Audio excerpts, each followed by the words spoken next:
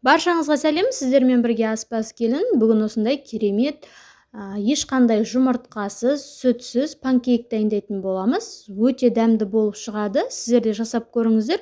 Видеоны соңына дейін қарап, менің каналыма тіркелуді ұмытпаңыздар. Әлі де көп рецепттер болады. Ең алдымен ұнымызды осылай електен өткізіп алатын боламыз. Міндетті түрде өткізіп алыңыздар. Осылай барлығын жақсылап өткізіп аламыз. Керекті мөлшерлерін описание бөліміне тастап кетемін, сол жерден қарасаңыздар болады. Енді суымызға осылай суымызды құйып аламыз және суымызға балымызды өздеріңіздің қалауларыңызша салсаңыз да болады.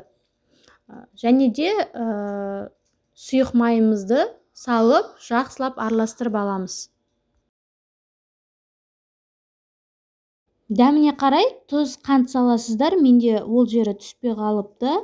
Өздеріңіздің тәтті қаласаңыздар, тәттірек қылып салсаңыздар болады. Енді електен өткізілген ұнымызға жай-жайдан осылай құйып, жақсылап араластырамыз.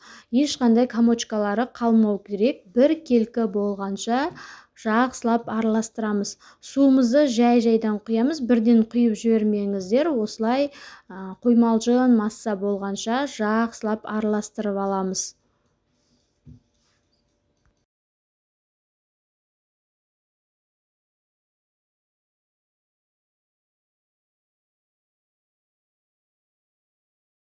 Өте дәмді панкейктер шықты. Осылай барлығын жақсылап араластырып алатын боламыз.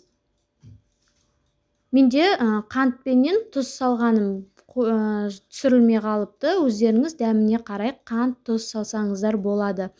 Енді осылай қызып тұрған табамызға құйып аламыз. Жақсылап екі бетін пісіріп алатын боламыз. Отымызды жай отта қоямыз, өйткені біз суға жасағандықтан жай пісіреміз. Әйтпесе арасы шикі болып қалуы мүмкін, сол үшін жай отта пісіріңіздер, астын жай қоямыз. Осылай барлығын бір келкі пісіріп алатын боламыз, өте тез дайын болады. Сіздер де жасап көріңіздер және үй іштеріңізді қуантыңыздар. Міне дайын болды. Мен балменен ұсындым, өте дәмді болды. Сіздер өздеріңіздің қалауларыңызша ұсынсаңыздар болады. Жақсы піскен арасы. Видеоны соңына дейін қарағандарыңызға рахмет.